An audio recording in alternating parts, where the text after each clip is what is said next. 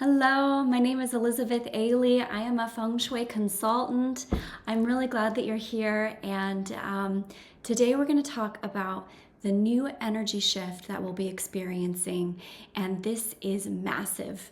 There's a lot of really interesting correlations between the Eastern Feng Shui system, period 9 that we are entering on the Feng Shui New Year, which is February 4th, 2024.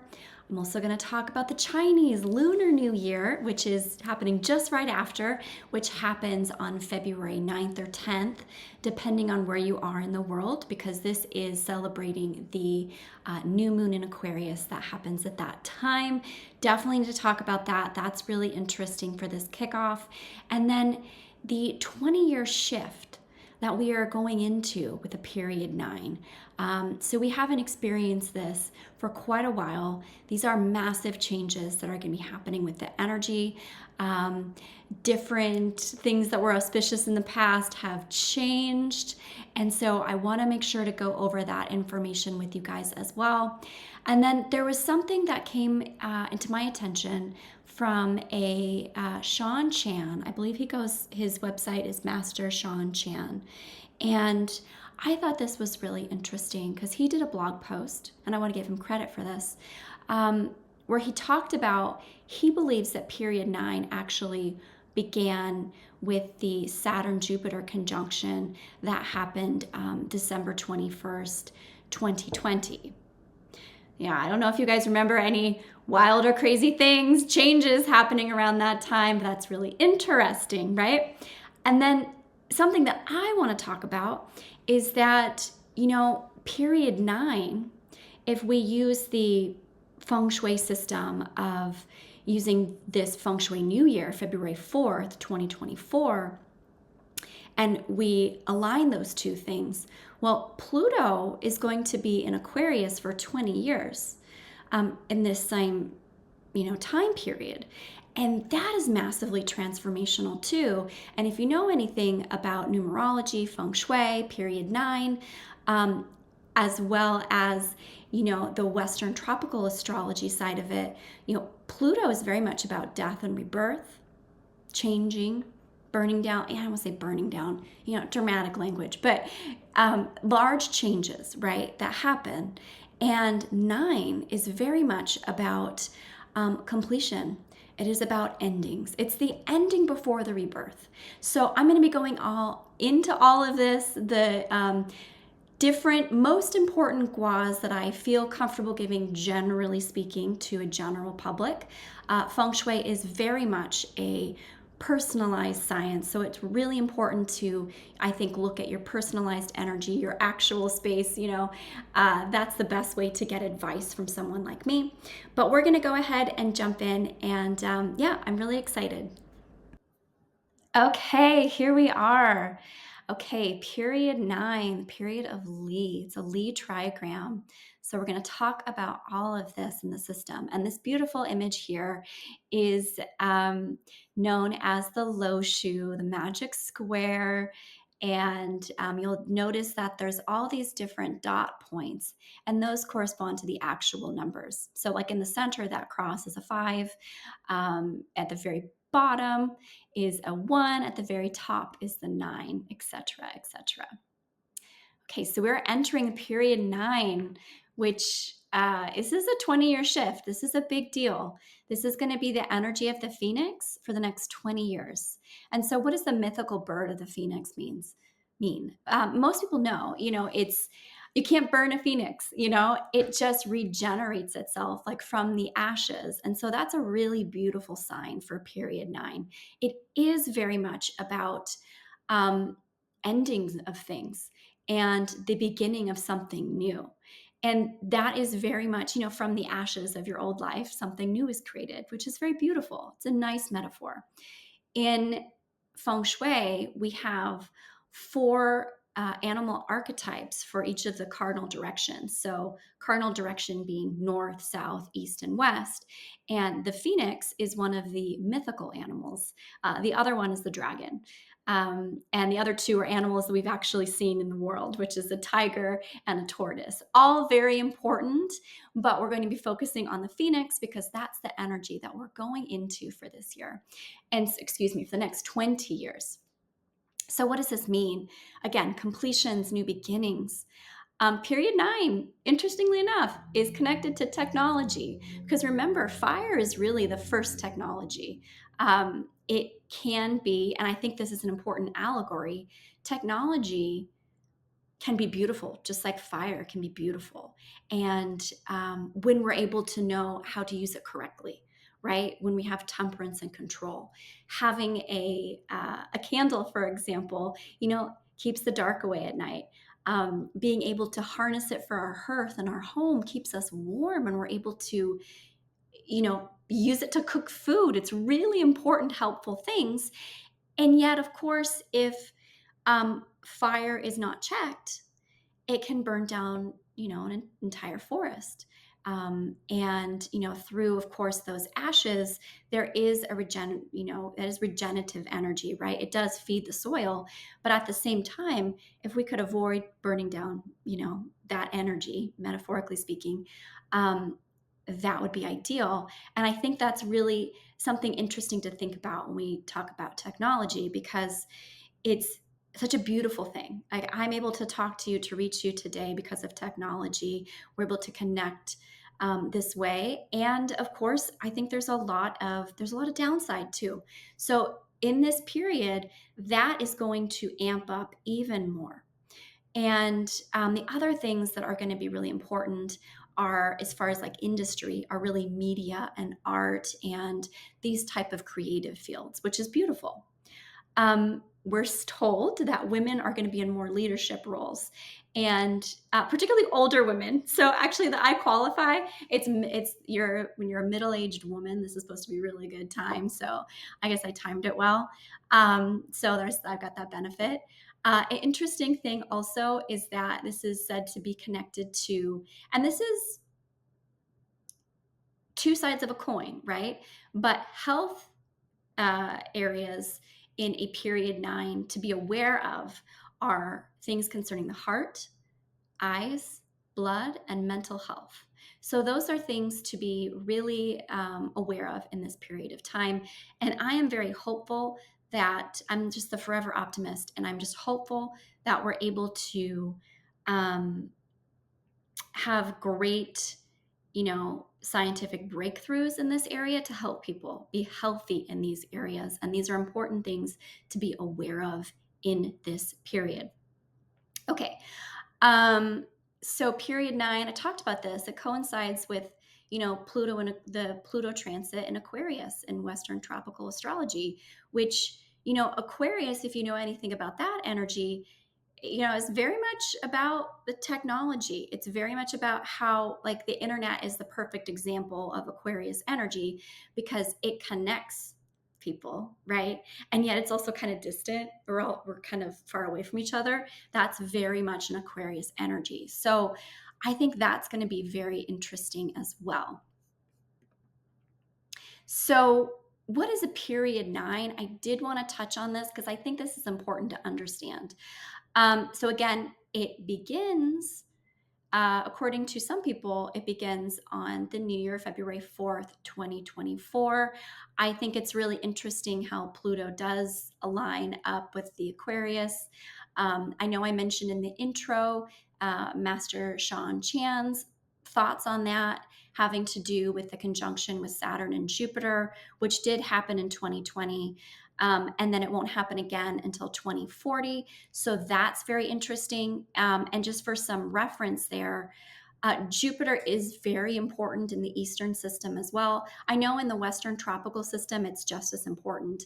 It's like Zeus, basically.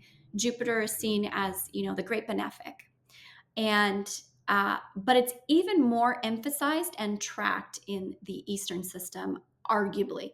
So it's very interesting, his observations about that, and I think it's interesting to look at both. I really do, and I do blend a little bit of this information because I get just a richer understanding of, I think, we're looking at actual planetary movements here. So that's important. Okay. So anyhow, got off on a tangent there. Sorry. So basically, each of these numbers, each segment represents 20 years, which we talked about, right? So we're in a period 9. We'll be in that for the next 20 years. Once we move over into period 1, it'll be a complete reset, right? The wheel starts again, so to speak. And these colored sections are, basically groups. These are part of the cycle. So if, like, for example, right now we're in what's considered the lower cycle of 7, 9, 8, right? That's a part of a 60-year cycle. Of course, the period 9 is its individual 20-year cycle.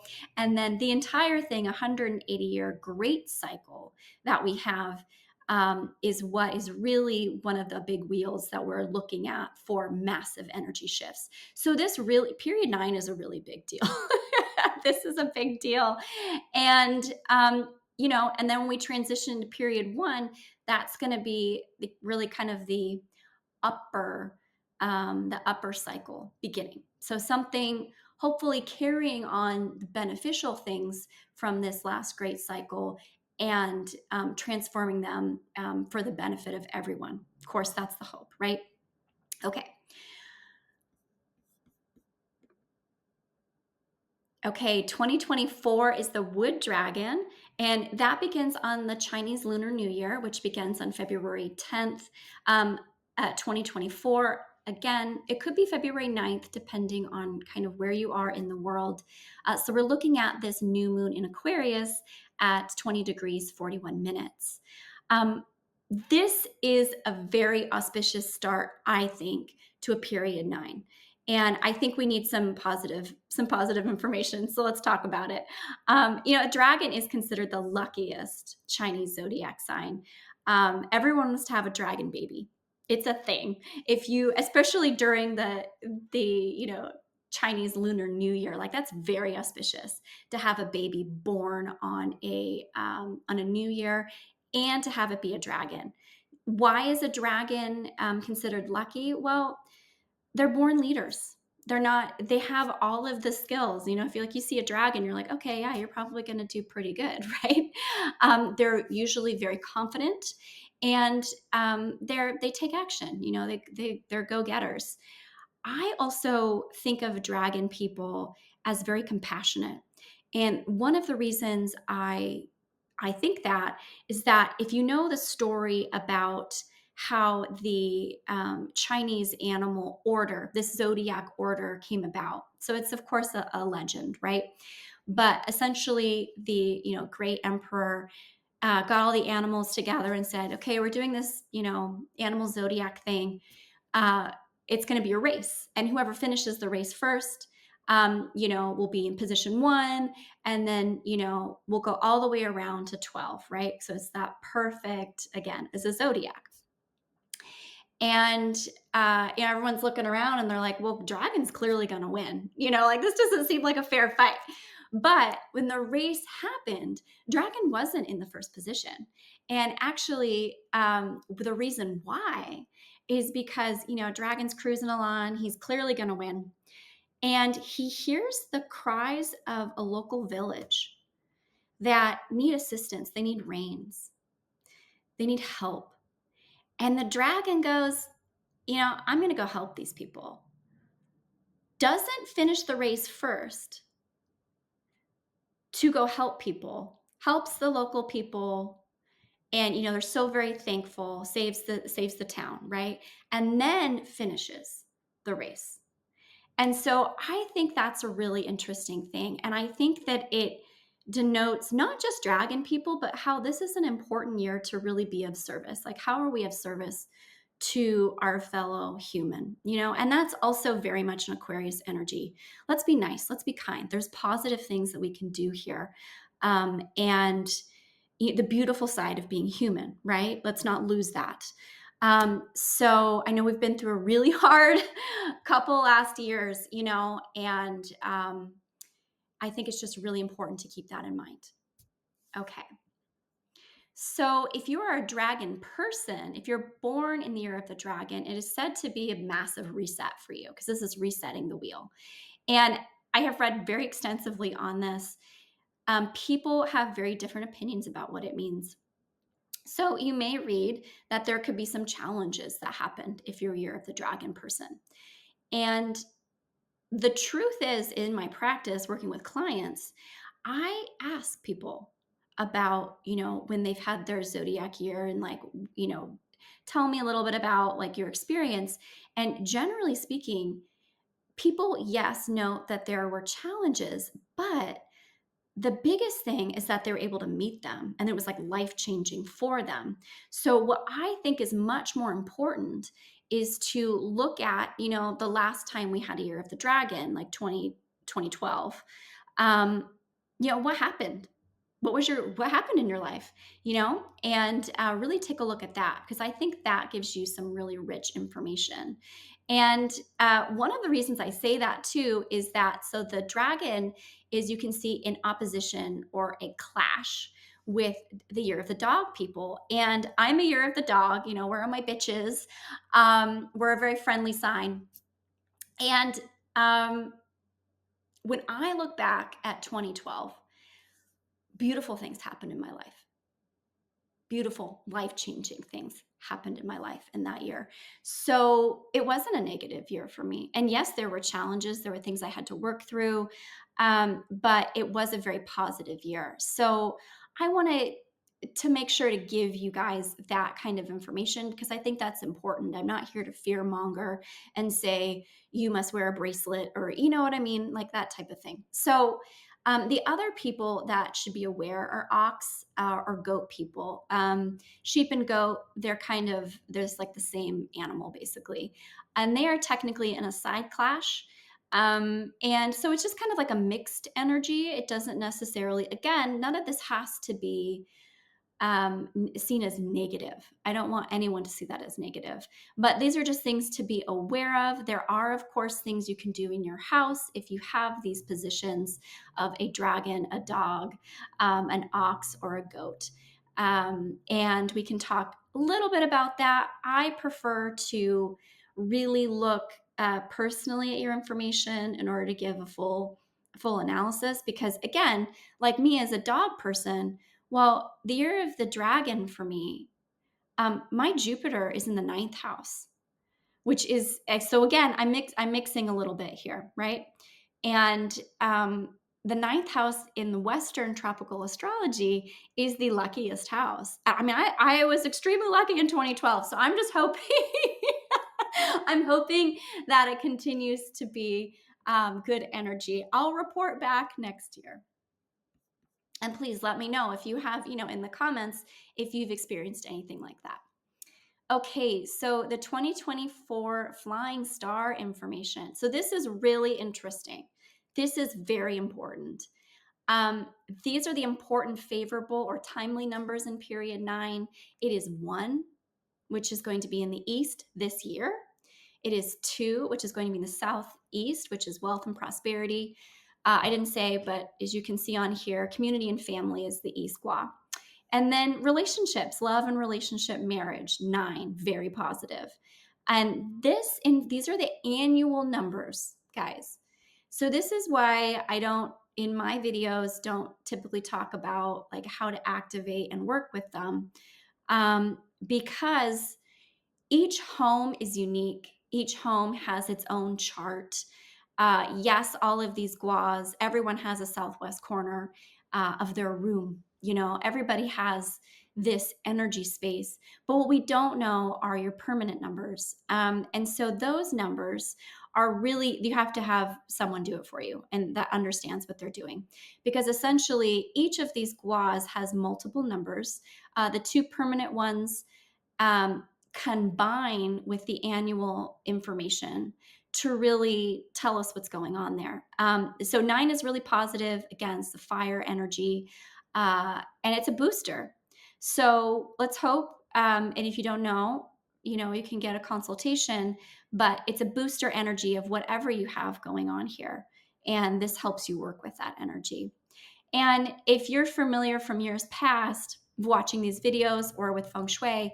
2 is generally is known as the quote unquote sickness star. It's usually something we correct for in most periods. Well, it's now a rising prince in the period 9. So it's actually a positive thing. And this is huge. This is really, really important for the shift of energy in your space. So having a personalized reading really kind of tells you more about that. But this is, generally for the collective, I think this looks really good. And community and family, having a 1 there, having the east, the east quad, that's really important. And I think that's a really, east is also elders.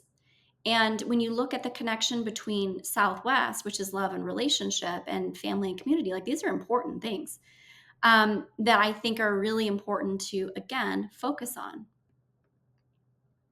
What do we have next? We have the unfavorables. So I will talk about these because this is something everyone can correct for. 5 is always considered unfavorable, and it's going to be in West. It's going to be in the, this is the area of children, of creativity, which can be projects of any kind. And so in order to remedy for this, again, it's semi-personalized, but I always advocate for heavy metal in this zone, and that essentially is home acupuncture.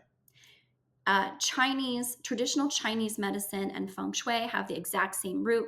We're working with the 5 Chinese elements. We're working with the different meridians or guas of the house, or meridians of the body.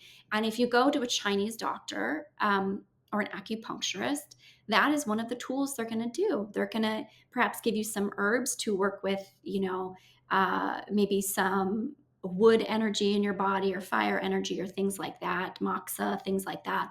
Or they're going to do acupuncture to certain channels, to certain areas.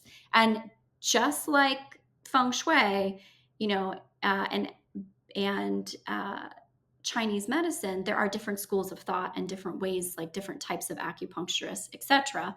But the point being, putting heavy metal in the Western Gua is going to be very important for this year, 2024. And that is, if you have a space that's 1,000 square feet or less, that would be a minimum of 45 pounds. And then each additional 1,000 square feet, you add 15 per area. So again, this is one of the reasons why it's important to have a personalized reading. But generally speaking, put some heavy metal in the West. And then 4 becomes a untimely or unfavorable number as well. And this doesn't mean, travel, helpful people, Northwest is Heaven's Gate. That doesn't mean you won't travel or can't travel or people won't be helpful. But I do want you to be aware that that has now become a unfavorable number in the 2024 and how to work with it. Again, most important to know what the other numbers are, where this is in your home, what's happening in your space.